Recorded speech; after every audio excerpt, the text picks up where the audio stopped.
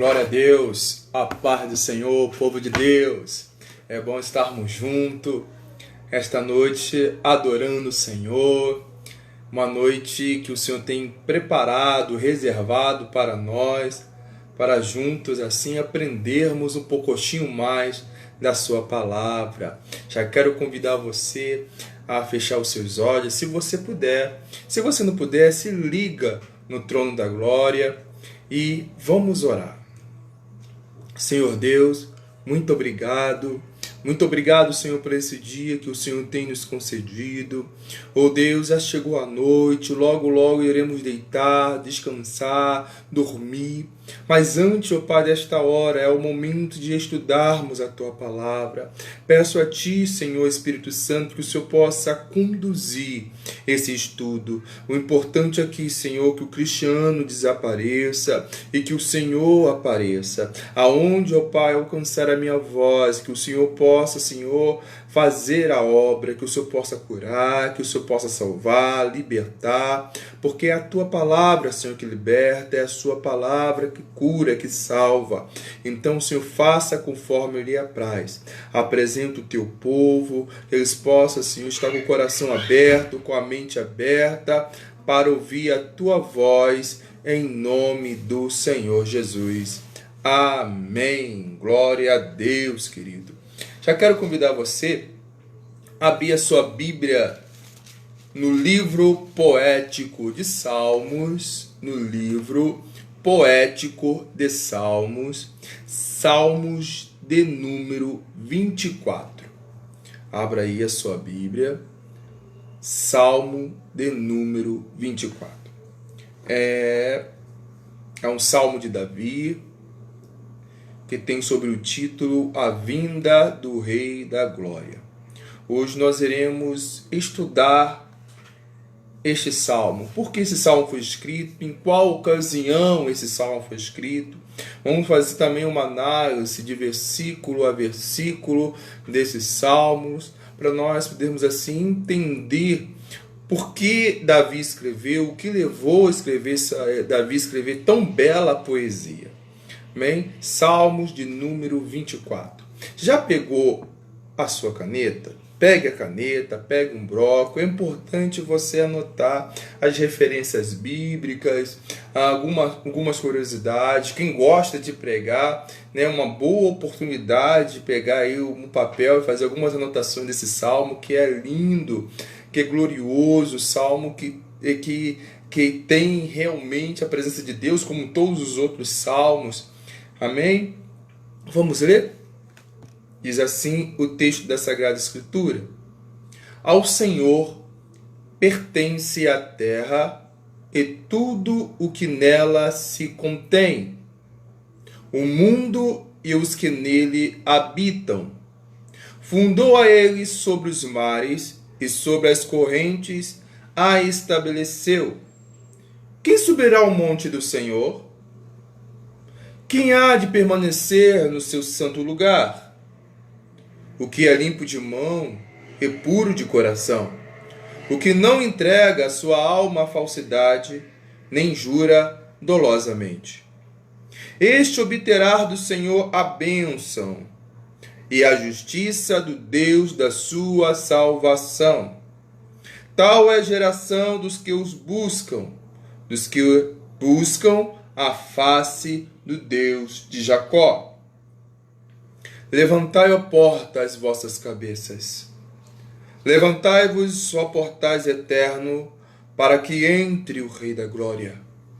Quem é o Rei da Glória? O Senhor forte e poderoso, o Senhor poderoso nas batalhas. Levantai, ó porta, as vossas cabeças. Levantai-vos, ó portais eternos, para que entre o Rei da Glória. Quem é esse Rei da Glória? O Senhor dos Exércitos. Ele é o Rei da Glória. Glória a Deus. Aleluia. Vamos lá. Esse salmo de número 24, que é o salmo de Davi, que tem sobre o título A Vinda do Rei da Glória, ele se divide em três partes. Então, Primeira coisa que nós precisamos entender desse salmo, que esse salmo se divide em 3 partes. A primeira parte que esse salmo se divide vai do versículo 1 ao versículo 2, que é a glorificação, ou seja, glorificar a Deus, o verdadeiro Deus, e cantar o seu domínio universal. Então, a primeira parte que esse salmo é dividido do versículo 1, do verso 1 ao verso 2, que é a glorificação a Deus, exaltando a Deus, reconhecendo que Deus é o verdadeiro e não existe outro além de Deus. A segunda parte descreve o verdadeiro Israel, aquele que pode ter comunhão com Deus. Vai do verso 3 ao verso 6. Então, indo do verso 3 ao verso 6, é a segunda divisão desses salmos, que é o verdadeiro Israel, aquele que pode ter comunhão com Deus. Isso vai descrever as pessoas que podem ter comunhão com Deus.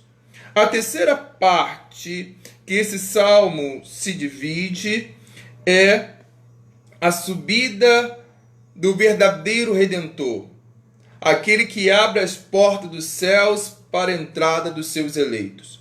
Então, a terceira parte vai se dividir a subida do verdadeiro Redentor, do Rei da Glória, aquele que abre as portas dos céus para que entre os eleitos. Essa última parte vai do verso 7 ao verso 10. Então, nós temos a primeira parte, que vai do verso 1 ao verso 2, que vai exaltar, glorificar a Deus. A segunda parte, que vai do verso 3 ao verso 6, vai descrever o verdadeiro Israel, aquele que tem condição de estar no Santo do Santo, aquele que tem condição de estar diante de Deus.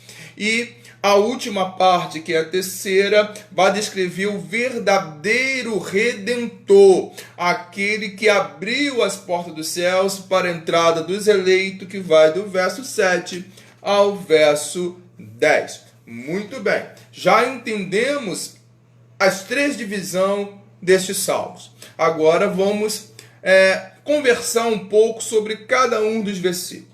Verso 1. O verso 1 diz assim, presta atenção: ao Senhor pertence a terra e tudo o que nela se contém, o mundo e os que nele habitam. Esse versículo vai nos dizer que toda a terra pertence ao Senhor. Ele é o Deus de toda a terra. Então Deus não é o Deus de uma coisinha. Esse verso está declarando que tudo que existe na terra, tudo que existe nos céus, tudo que existe debaixo da terra, nos mares, tudo pertence a Deus. Tudo pertence a Deus. Deus é o dono de tudo. Ele é o dono da sua vida também. Ele é o dono da minha vida também. Todo mundo, todos pertencem a Deus. Mas, pastor, por que tudo pertence a Deus? O verso 2, ele vai responder porque tudo pertence a Deus. O verso 2 fala assim: fundou a ele sobre os mares e sobre as correntes a estabeleceu. A razão pelo qual toda a terra pertence a Deus é que ele é seu Criador. Deus criou tudo. Não tem essa ideia de evolução. Não tem essa ideia, a ideia de cai por terra, a ideia do Big Bang. Uma explosão deu a vida, as origens a esse planeta. Não, querido. Tudo aconteceu com um haja de Deus. Deus, no versículo 1 do livro de Gênesis, capítulo 1, vai nos falar isso. No princípio criou Deus os céus e a terra estava sem forma e vazia, e o Espírito de Deus se movia sobre a face das águas. E disse Deus: haja luz, e houve luz. Então tudo aconteceu através do haja de Deus, através da palavra de Deus. Quando Deus vem fazer o homem, ele não fala haja o homem, mas Deus fala assim: façamos o homem, a nossa imagem, conforme a nossa semelhança. Deus faz o homem com a sua própria mão e sopra no homem. Esse termo de soprar no grego é theopneusto, soprou para dentro do homem a sua própria natureza. Deus soprou para dentro do homem o seu espírito, que faz o homem, eu e você, você e eu, sermos igual a Deus, sermos semelhante a Deus. Deus soprou a sua essência. Você pode dar glória a Deus aí na sua casa? Deus soprou, aleluia, a sua essência em mim. Deus soprou a sua essência em você. Nós somos a essência de Deus. Ele soprou o seu Espírito em nós. Glória a Deus. Você pode anotar uma referência, Gênesis capítulo 1, verso 9 e 10, que vai falar sobre Deus falando: haja terra, e Deus separou a terra do mar, fez a porção seca, Deus chamou de terra, porção molhada, Deus chamou de água, de mar, e Deus separou águas de águas. Esse você conhece o texto, não preciso ler o texto para você, Gênesis 1, do verso 9 ao verso 10, anota aí, por favor, é importante você anotar algumas referências. Vamos lá, vamos avançar. O verso 3, entendemos o verso 1 e o verso 2? O verso 1 e o verso 2 é a exaltação. O verso 1 e o verso 2, ele vai glorificar a Deus. Então é a primeira parte que o salmo é dividido. Essa exaltação a Deus. Davi, ele exalta a Deus. Davi, ele é rei. Ele tem súdito. Ele tem coroa na cabeça. Davi, ele dá uma ordem, pessoas morrem. Davi, ele dá uma ordem, pessoas vivem. Davi dá uma ordem, pessoas são presas. Davi dá uma ordem, pessoas perdem bens, perdem casas.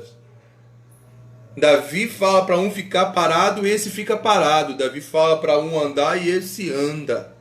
Davi falar que está com sede, que é a água do rio tal, alguém vai buscar água para ele do rio tal.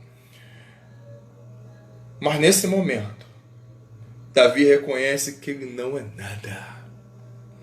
No verso 1, no verso 2, Davi reconhece que o Senhor Deus, ele está acima de todos. Que o Senhor Deus é onipotente.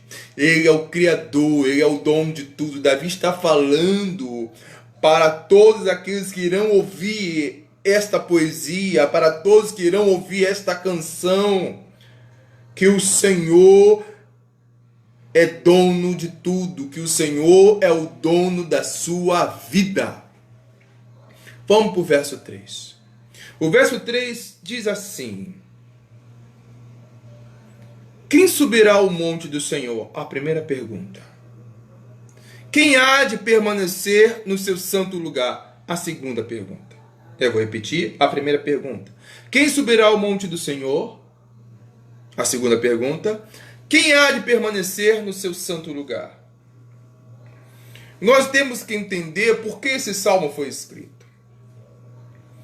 Esse salmo foi escrito quando Davi ele traz a arca pela segunda vez, ele tenta trazer a arca pela segunda vez para Jerusalém, para a sua cidade, a cidade de Davi, Jerusalém. A primeira vez que Davi tenta trazer a arca,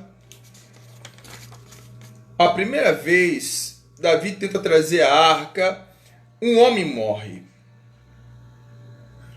O nome desse homem que morre é Uzar. Uzá morre por tocar na arca. Por que Uzá morre por tocar na arca? Porque Deus foi muito cruel. Davi quer trazer a arca para Jerusalém e agora, por Uzá impedir que a arca caia no chão, Uzá toca na arca e ele morre. Vamos entender. Davi quer trazer a arca para a sua cidade não pelos motivos certos. Preste atenção no que eu estou falando. Davi quer trazer a arca para a sua cidade não pelos motivos certos. Davi quer fazer uma festa. Davi quer exaltar as suas vitórias. E ele entende: eu não posso exaltar as minhas vitórias sem a arca de Deus. Então ele faz uma grande festa, prepara carro de bois novos, prepara bois bons, bois fortes, novos, coloca a arca de Deus em cima da carroça, em cima do carro de boi, e ele vem festejando pelo caminho, com dança, com música, todo mundo se alegrando até que o boi tropeça, a arca balança, Uzá coloca a mão e Uzá vem a óbitos, Uzá morre. Isso está registrado lá em 2 Samuel, capítulo 6, do versículo 6 ao versículo 7. Vamos ler comigo, vamos lá, por favor. 2 Samuel, capítulo 6. 2 Samuel, capítulo 6. Vamos conferir. Anotou a referência? Então abra sua Bíblia, que você não anotar a referência. 2 Samuel, capítulo 6. Verso 6 e verso 7 diz assim: quando chegaram à eira de Nacon, estendeu Uzá a mão à arca de Deus e a segurou, porque os bois tropeçaram. Então a ira do Senhor se acendeu contra Uzá, e Deus feriu ali por estar em irreverência, e morreu ali junto à arca de Deus. Ah, pastor, Uzá foi irreverente, Uzá, ele não era para ter tocado. Sim, querido. Isso vai nos mostrar que não devemos estar no lugar santo de qualquer maneira. Isso nos mostra que não podemos estar, como é perigoso estar indevidamente diante de Deus. Quem errou primeiro foi Davi. Por que Davi errou, pastor? Porque a arca de Deus foi feita para ser carregada nos ombros dos levitas. Os sacerdotes tinham que carregar a arca aqui, nos seus ombros, não em carro de boi, porque a presença de Deus não foi feita para ser carregada em bois, em carro de bois, mas a presença de Deus foi feita para estar com o homem. A presença de Deus é para estar comigo. A presença de Deus é para estar com você. A responsabilidade de levar a arca é nossa. A responsabilidade de levar a presença é nossa. Não podemos transferir para bois, não podemos transferir para carros, não podemos transferir para aquilo que é inanimado, para aquilo que Deus não escolheu. Deus nos escolheu para levarmos a sua presença. Então, para estarmos diante de Deus, temos que estar preparados. Mas, pastor, como me preparo para estar na presença de Deus? Nos santificando a cada dia, a cada momento, buscando na oração, buscando na palavra, buscando o Senhor todos os dias, querido. Nós continuaremos sendo pecadores.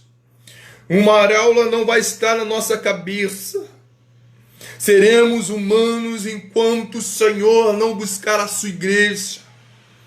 Mas precisamos entender, mesmo sendo pecador, precisamos, aleluia, nos endireitar Precisamos pedir perdão a Deus e reconhecer nosso estado e pedir perdão a Ele. Precisamos estar diante dEle. Precisamos ser habitação de Deus porque Ele nos escolheu para isso. Aleluia! Uzá morreu porque ele tocou erradamente na arca de Deus, mas o erro já começou com Davi. Davi fica triste porque Deus matou um homem. E Davi deu muita sorte que não foi ele. Porque Davi estava errado desde o princípio. Ele estava trazendo a arca por motivos errados, para engrandecer o seu próprio nome. Quando fazemos a obra de Deus, não fazemos para engrandecer o nosso próprio nome. Quando levamos a presença de Deus, não levamos para nos amostrar, para me amostrar.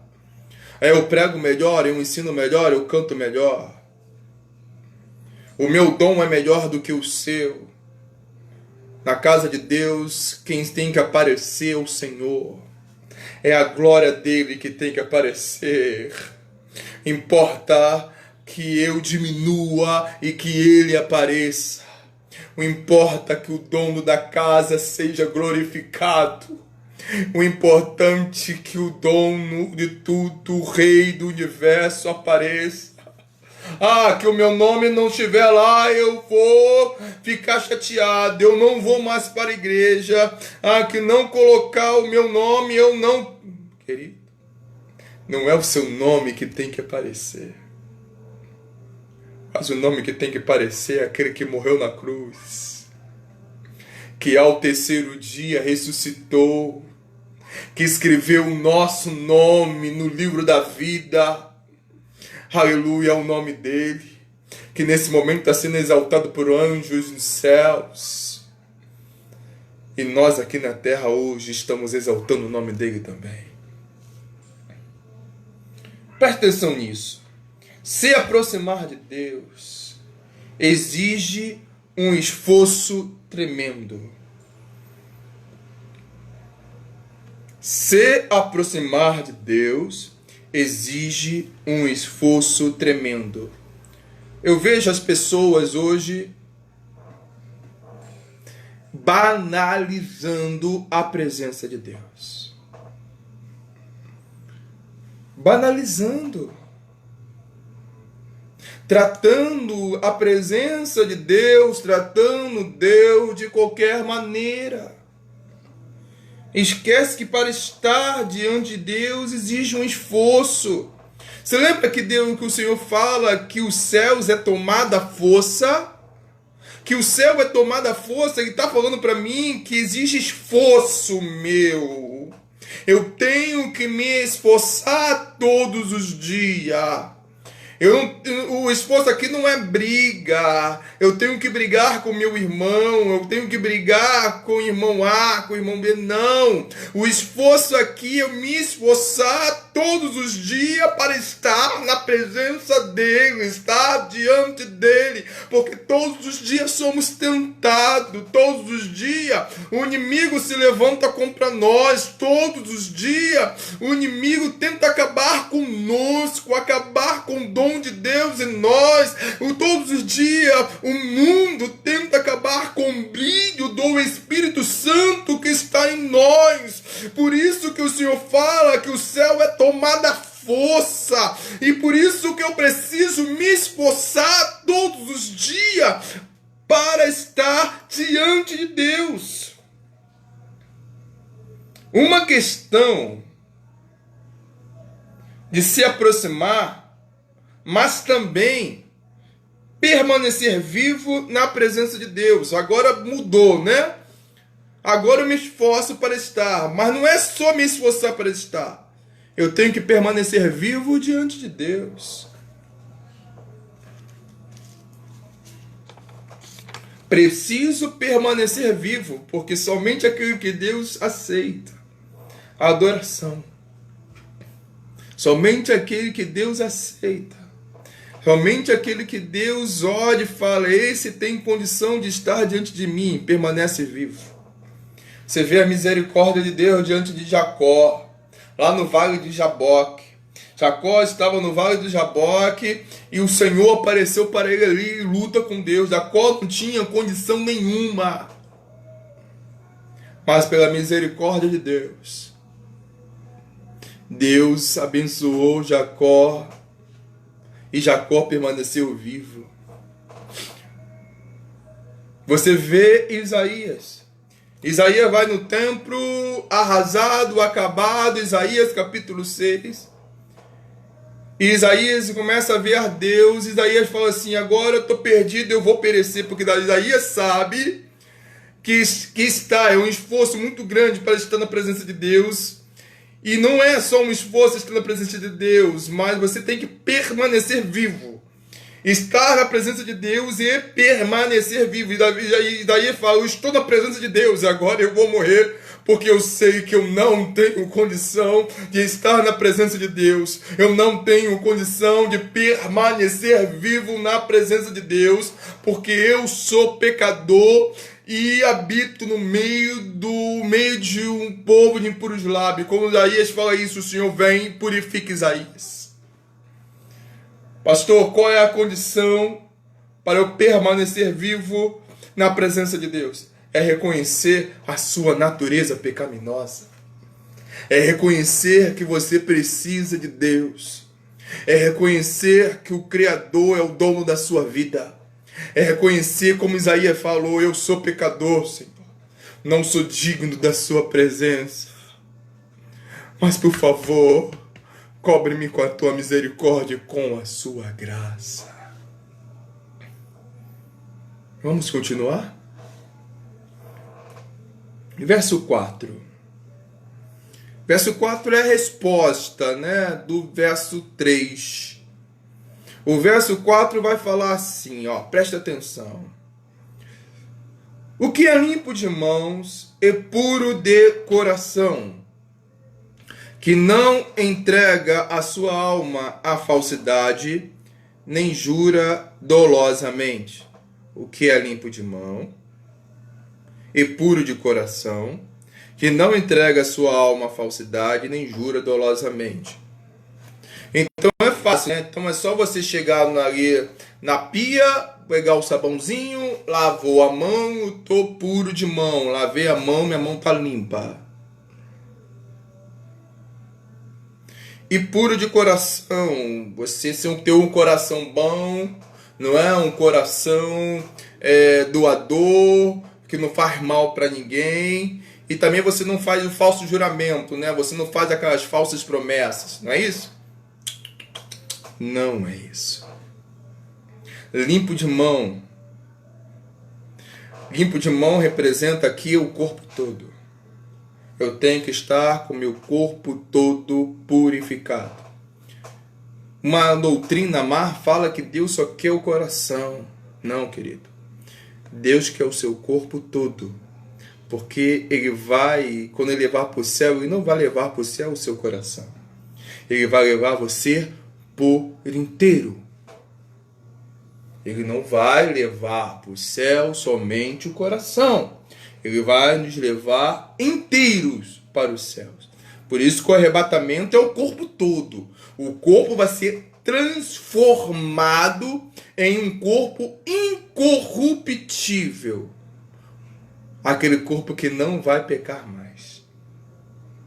Então precisamos estar com o corpo todo purificado. Como faço isso? Me purifico através de quê? Através do sangue de Jesus. Através de todo dia pedindo a Deus perdão pelas nossas culpas, pelos nossos pecados. Jó 17. Abra aí. Jó 17, versículo 9. Jó 17, versículo 9. Glória a Deus. Jó 17, versículo 9. Vai falar assim: contudo, o justo segue o seu caminho e o puro de mãos cresce mais e mais em força. Contudo, o justo segue o seu caminho e o puro de mão cresce mais e mais em força. Ou seja, aquele que é puro, aquele que é justo, aquele que permanece com Deus. um coração puro.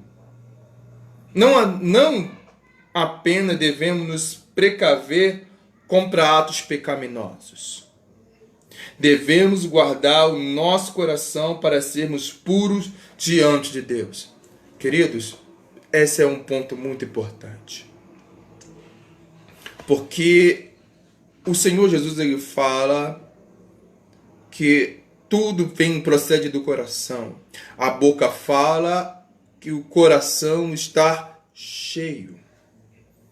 Quando eu não guardo meu coração, as mágoas entram. Quando eu não guardo meu coração, a tristeza entra. Quando eu não guardo meu coração, eu começo a dar ouvido à voz do opressor, porque ele quer nos oprimir. Eu preciso guardar o meu coração, porque se eu não guardar o meu coração, eu vou ser oprimido pela voz do opressor. Todo dia ele me julga. Todo dia ele tenta me acusar. Todo dia algo acontece para entristecer o meu coração. É por isso, querido, que precisamos guardar não somente de atos pecaminosos, mas precisamos também guardar o coração de tudo aquilo que vem entristecê-lo, que vem a trazer mágoa para nós. A mágoa corrói. A mágoa vai tirando você da presença do Senhor. A mágoa vai tentando separar você de Deus. A mágoa vai afastando você. Quando você vê, você não vai mais para a igreja. Quando você vê, você não ora mais. Quando você vê, você não ora mais, não busca mais, não lê mais, não louva mais. Por que você parou de louvar? Eita Deus. Deus manda te perguntar isso nesta noite. Por que você parou de louvar? Por que você parou de cantar, de adorar, de bendizer?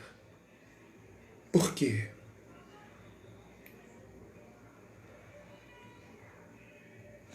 Você vai falar assim para mim, pastor, Deus sabe o meu coração. Ele sabe, mas Ele quer ouvir de você. Ele está pronto para tratar, sarar você hoje. E Ele fala para você, filho, volte. Volte para o seu lugar, aleluia. Não pare de exaltar, querido, não pare de adorar. Mesmo na luta, continue firme. Mesmo na provação, continue firme.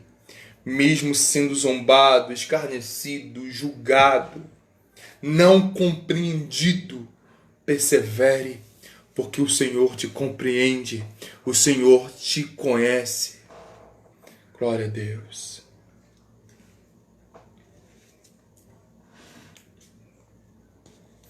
Vamos continuar? Verso de número 5. Este obterá do Senhor a bênção do Senhor, a bênção, e a justiça do Deus da salvação. O verso 5 vai falar assim: ele vai receber a bênção do Senhor.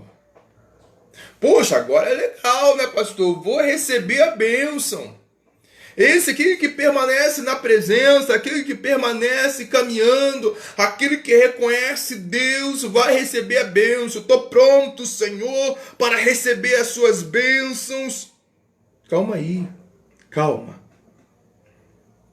As bênçãos aqui que Davi está se referindo, que o Senhor Deus está se referindo, não é as bênçãos materiais.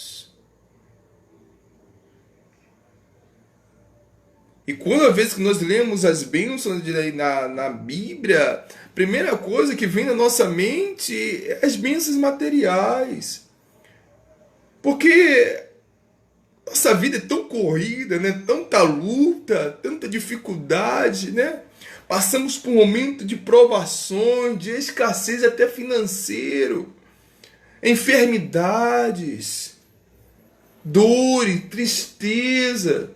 Que quando lemos esse texto e falamos, este obterá do Senhor a bênção, já a nossa condição material, humana, E não é errado, querido, pensar assim, fica tranquilo, tá? Você não está pecando em pensar assim, fica tranquilo, mas a nossa condição humana já não é o seguinte, Senhor, a bênção. É a mesma coisa quando você está desempregado, querido, e você abre lá em Apocalipse que o Senhor é aquele que abre a porta e que ninguém fecha, ele fecha a porta e ninguém abre. Ele fala que tem colocado uma porta aberta diante de ti, a pessoa está desempregada, já materializa. O Senhor vai abrir uma porta de emprego para mim, glória a Deus, eu creio, querido, que o Senhor é o Deus da bênção, o Senhor é o Deus que cura, eu creio que o Senhor é o Deus que abre porta de emprego, eu creio que o Deus que eu conheço é o Deus que prospera o seu povo em todos os sentidos, prospera o seu povo. O que é prosperidade? Prosperidade é a ausência de necessidade, que você não vai ter necessidade de nada na sua vida. Eu creio nisso, eu creio que o Senhor cuida dos seus, eu creio que o Senhor ele abençoa o seu povo também, materialmente falando. Eu creio nisso, eu creio no Deus que abençoa o teu povo também materialmente, eu creio nisso. Mas o texto não está falando de bênçãos materiais. O texto fala de uma bênção espiritual. Ele receberá a bênção do Senhor. Que bênção é essa então, pastor? Esta bênção é o privilégio de estar, de viver em comunhão com Deus. Essa bênção é o privilégio de viver em comunhão com Deus. Não é estar em comunhão com Deus um dia. É de viver em comunhão com Deus. A bênção que o Senhor fala aqui não é a bênção material, querido. Eu creio que o Senhor, não sei a sua necessidade. Eu não sei a sua necessidade hoje. Mas eu creio que o Deus do impossível, que fez estéril ser mãe de filho, aleluia, que multiplicou azeites de viúvas,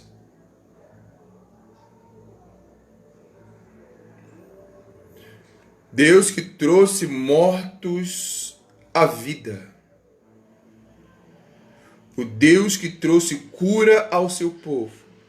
Eu creio que o meu Deus, que o seu Deus está te visitando hoje. Está vindo de encontro à sua necessidade. Não porque ele tem obrigação por isso.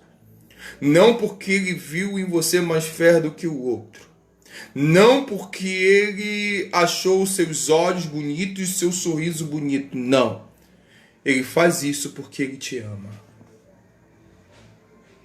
Então eu creio que o meu Deus está vindo hoje de encontro à sua necessidade, porque ele te ama. Mas a bênção que o verso 5 fala é de viver uma vida em comunhão com Deus. E quando eu falo a vida, não é somente nessa terra. É viver uma vida em comunhão com Deus aqui na terra e lá nos céus. É viver para sempre, todos os dias, 24 horas, não vai ter nem tempo, você nem vai contar dia nem noite. Na presença de Deus, querido, a melhor bênção é viver em comunhão com Deus. As outras coisas, querido, aquilo que precisamos, o Senhor vai acrescentar. Eu creio. O Senhor tem cuidado de ti, cuidado da sua família, da sua casa. Ele fala para você hoje, querido, e receba isso, palavra profética na sua vida, da sua família, da sua casa, dos seus negócios, Ele cuida. Cuida você das coisas de Deus. Vamos cultivar, viver uma vida em comunhão com o Pai. Você pode dar glória a Deus aí na sua casa? Exalta o Senhor aí. o verso 6 vai nos falar assim: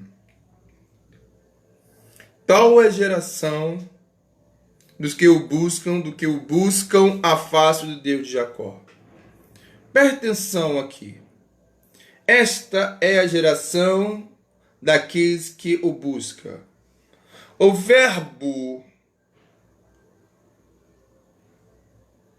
eu procuro em hebraico, presta atenção nisso. O verbo eu procuro em hebraico é darash. Darash. Quer escrever? O verbo eu procuro. Eu vou falar devagar para você anotar. O verbo eu procuro em hebraico é darash. Eu vou soletrar para você escrever darash. D-A-R-A-S-H. Darash. Esse é o verbo eu procuro em hebraico. Significa frequente. Significa frequente. Portanto, uma pessoa que busca Deus, no sentido do verbo em hebraico, é alguém que caminha em direção a Deus, que frequenta a sua presença. É frequente, querido. Aquele que está diante de Deus, frequente. Aquele que está todos os dias, é frequente. Eu frequento a presença de Deus todos os dias. Todos os dias estou de Deus, é darash. É frequente. Eu estou na frequência, eu estou diante de Deus todos os dias. É frequente. É frequente da minha vida eu orar. É frequente na minha vida eu ler. É frequente na minha vida eu buscar. É estar na presença de Deus. Frequente. Um texto, referência. Deuteronômios, capítulo de número 4, versículo de número 29. Olha só, aquele que frequenta, aquele que está frequentemente na presença de Deus. Olha só o que diz em Deuteronômio, capítulo de número 4, versículo de número 29. Deuteronômio, capítulo 4, versículo de número 29. Presta atenção, aleluia. Capítulo 4, versículo 29 diz assim: de lá buscará o Senhor teu Deus, e o acharás quando buscares de todo o teu coração e de toda a tua alma. Aquele que está frequente, aleluia, na presença de Deus, aquele que busca o Senhor frequentemente, achará a Deus. Não fala que Deus está longe, não fala que, como os agnósticos falam, que Deus está longe. Não. Não é como os outros falam que Deus criou o mundo e largou o mundo a sua própria vontade. Não. Aquele que busca Deus frequentemente achará Deus. Então, que você busca Deus frequentemente, você achará Deus. Deus irá se apresentar a você. Glória a Deus. Santo é o nome do Senhor Jesus. Vamos continuar, presta atenção. Você escreveu o significado, né? Darash significa frequente. Vamos lá. Aqueles que buscam a sua face, ó Deus de Jacó. Aqui o verbo é bagash. O verbo em hebraico aqui é bagash. Anota aí, bagash. B-A-G-A-S-H. Bagash. B-A-G-A-S-H. Bagash. Que significa pesquisar. Então, o verbo hebraico aqui, estou trazendo no original hebraico para você. O verbo hebraico aqui é bagash. Significa pesquisar. No sentido de inquirir. É o verbo usado em Êxodo 33, versículo 7. Vamos ver o que diz lá? Êxodo 33, versículo 7. É o mesmo texto, é o mesmo verbo usado nesse versículo 33, versículo 7 de Êxodo.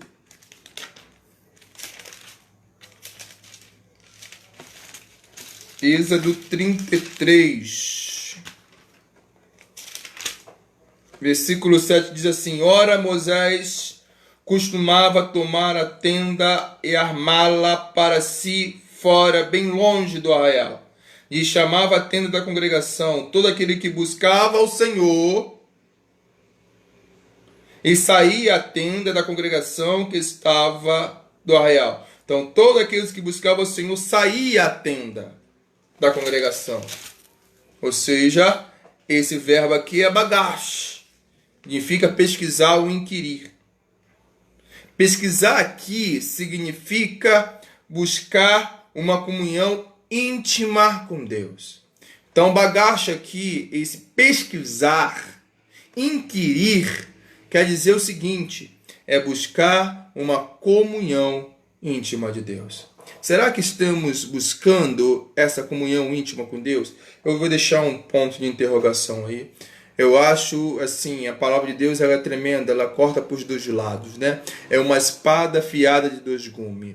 Ela corta para mim, ela corta para você. Quando Deus bate, ele bate para lá, ele bate para cá, e o Senhor está falando para mim. Será que estamos buscando a comunhão íntima com Deus? Salmo 105, versículo 4. Olha só o que diz esse salmo. Salmo 105, versículo 4. Salmo 105, versículo 4. Já estou terminando. Só mais alguns minutinhos da sua atenção para nós fecharmos o estudo.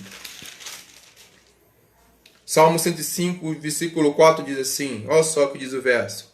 Buscai o Senhor, o seu poder, buscai perpetuamente a sua presença. É todo dia, para sempre, eternamente, buscar a presença de Deus.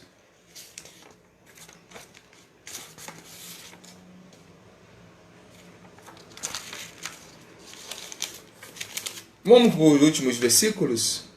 Os últimos versos, do verso 7 ao verso 10, é a última parte do nosso salmo dividido. Você lembra que eu falei que o salmo é dividido em 3 partes, né? Do verso 1 ao verso 2, que fala sobre a exaltação, mostrando que Deus é o dono de tudo, é o soberano. Do verso 3 ao verso 6, é a condição do verdadeiro adorador, aquele que tem condição de estar diante de Deus. Agora vamos para a última parte do Salmo, que é do verso 7 ao verso 10. E eu vou ler do 7 ao 10. Irei fazer agora uma interpretação inteira desses versos, porque os versos se repetem aqui. Por que os versos se repetem aqui? Porque o salmista aqui, como é uma poesia, uma canção poética, Davi dá ênfase àquilo que ele quer fazer. Então é ênfase. É por isso que se repete tanto aqui o verso 7, 8, 9 e 10. Vamos ler? Levantai, ó portas, as vossas cabeças. Levantai-vos, ó portais eternos, para que entre o Rei da Glória. Quem é o Rei da Glória? O Senhor forte e poderoso, o Senhor poderoso nas batalhas. Levantai, ó portas, vossas cabeças. Levantai-vos, ó entrar, para que entre o Rei da Glória. Quem é esse Rei da Glória?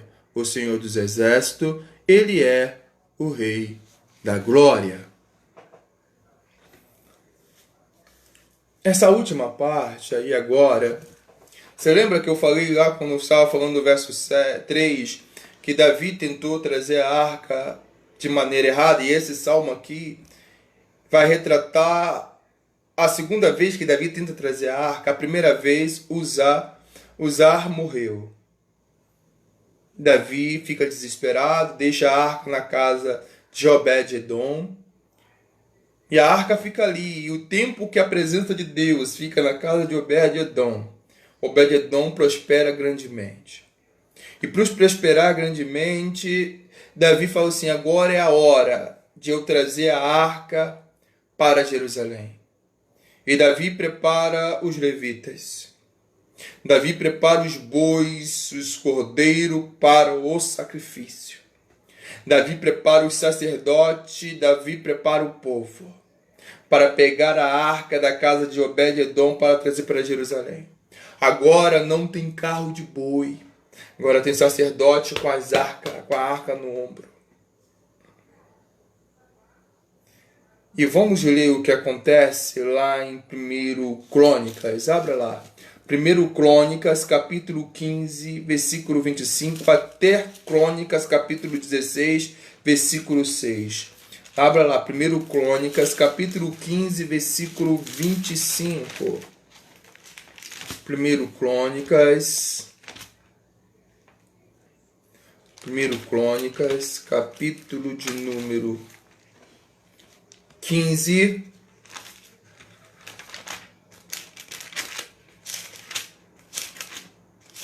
versículo 25.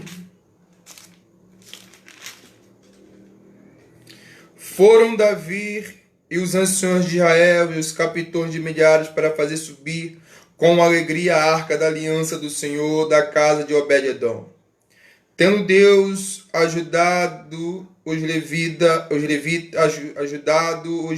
que levavam a arca da aliança do Senhor, ofereceram em sacrifício 7 novilhos e 7 carneiros. Davi ia vestido um manto de linho fino, como também todos os levitas que levavam a arca, e os cantores, e Kenanias, chefe dos que levavam a arca e dos cantores. Davi vestia também uma estola sacerdotal de linho fino. Assim todo Israel fez subir com júbilo a arca da aliança do Senhor, ao som dos clarins, de trombeta, de símbolos, fazendo-se ressoar laúde e a harpa. Ao entrar a arca da aliança do Senhor na cidade de Davi, Mical, filha de Saul, estava olhando pela janela e vendo ao rei Davi dançando e folgando, desprezou no seu coração. Introduziu, pois, a arca de Deus e puseram no meio da tenda que lhe armara Davi, e trouxeram o holocausto e oferta pacífica perante o Senhor. Tendo Davi acabado de trazer os holocaustos, oferta pacífica, abençoou o povo em nome do Senhor. Partiu todo em Israel, tanto os homens como as mulheres, e cada um bolo de pão por pedaço de carne e passas. Designou entre os levitas que haviam de ministrar diante da arca do Senhor e celebrar, louvor e exaltar o Senhor Deus de Israel, saber Asaf, o chefe, Zacarias o segundo, e depois Jeiel, Semiramote, Jeiel, Matati, Eliabe, Benaías, Obed-edom, Egiel, com alaúde e harpa. Asaf fazia ressoar os símbolos. Os sacerdotes Benaí e Jaziel estavam continuamente com as trombetas perante a arca da aliança de Deus. Olha só, querido. O Talmud vai falar o seguinte, que quando Davi pega a arca da casa de Obed-edom, cada 6 passos que eles davam, a Bíblia vai falar isso também. A cada 6 passos que eles davam, no 7 eles sacrificavam um boi. Eles faziam um sacrifício. Eles davam 6 passos, cada 6 passos que o sacerdote dava com a arca, era fazido o sacrifício. Davi parava, no 7º se sacrificava. E isso foi até chegar em Jerusalém. O Talmud fala, eu creio que não é obra de coincidência, que quando eles deram o 6º passo, o 7º deu na porta. Eu sinto a presença de Deus. O 7º foi na porta de entrada para Jerusalém. Ele sacrificou na porta de entrada para Jerusalém, e ele cantar: levantai, ó porta, as vossas cabeças. Levantai, ó portais eternos, para que entre o Rei da Glória. Quem é o Rei da Glória? O Senhor forte e poderoso, o Senhor poderoso nas batalhas. Ele faz isso, porque na hora que vai sacrificar, ele para tudo. Davi para tudo. Davi ele tira a coroa, Davi tira a estola sacerdotal, Davi tira as suas vestes, ele rasga as suas vestes, e ele fala o seguinte: eu não sou o rei, não é o rei Davi que vai entrar. mas quem vai entrar, aleluia, na casa, quem vai entrar, aleluia, em Jerusalém é o Senhor dos Exércitos. Levantai, Jerusalém, as portas, levantai, portais eternos, para que entre o Rei da Glória. Quem é o Rei da Glória? O Senhor forte e poderoso. Davi é tomado pelo Espírito do Senhor. Davi entra dançando, adorando o Senhor, e toda Jerusalém vê o Rei exaltando o Senhor. Deus vê o Rei exaltando o Senhor, mostrando que o poder vem de Deus, que a glória vem de Deus, que a honra vem de Deus. Querido, a glória vem de Deus, a honra vem de Deus, tudo é para Deus, tudo é para Ele, tudo é por meio dEle, a honra, a glória é para Ele, querido. O dom que Ele te deu é para glorificar o nome dEle, a família que Ele te deu é para glorificar o nome dEle, o cargo da igreja que Ele te deu é para glorificar o nome dEle, o seu trabalho secular que Ele te deu é para glorificar o nome dEle, a casa material que Ele te deu é para glorificar o nome dEle. Oh, querido, o carro que Ele te deu é para glorificar o nome dEle, o negócio que Ele te deu, a empresa que Ele colocou na sua mão é para glorificar o nome dEle. Tudo que está nas nossas mãos não é para glorificar o nosso nome, não é para que o nosso nome apareça, mas é que para que o nosso nome desapareça e que o nome dEle, aleluia, venha ser glorificado. Não é o meu nome que tem que ser exaltado, mas é o nome dEle que tem que ser exaltado, querido. Para com essas músicas que falam assim: Senhor, o meu inimigo vai ver a minha exaltação. Senhor, é a hora da minha exaltação e todos vão ter que ver a minha exaltação. O Senhor vai permanecer vivo, vai deixar vivos os meus inimigos para que vejam a minha exaltação. Querido, para com isso. Não é o seu nome que tem que ser exaltado, não. É o nome do Senhor Deus. Não foi você que morreu na cruz, não foi você quem morreu na cruz, foi o Senhor Jesus, e Deus o exaltou com o nome que está acima de todo nome, e diante do nome do Senhor todo joelho se dobrará nos céus, na terra, debaixo da terra, todos têm que se curvar diante do nome de Jesus. É o nome dEle, é para Ele, aleluia, é por meio dEle são todas as coisas, aleluia. Eu creio no poder de Deus, eu creio no Deus, aleluia. Não é o meu nome, é o seu nome. É o nome do Senhor, não é o nosso, é o nome dEle. É o nome dEle. Exalte o nome dEle. Querido, eu creio que o Senhor tem feito coisas grandes. Ele já tem separado os verdadeiros adoradores, aqueles que o adoram em espírito e em verdade. Que essa palavra possa estar guardada no seu coração.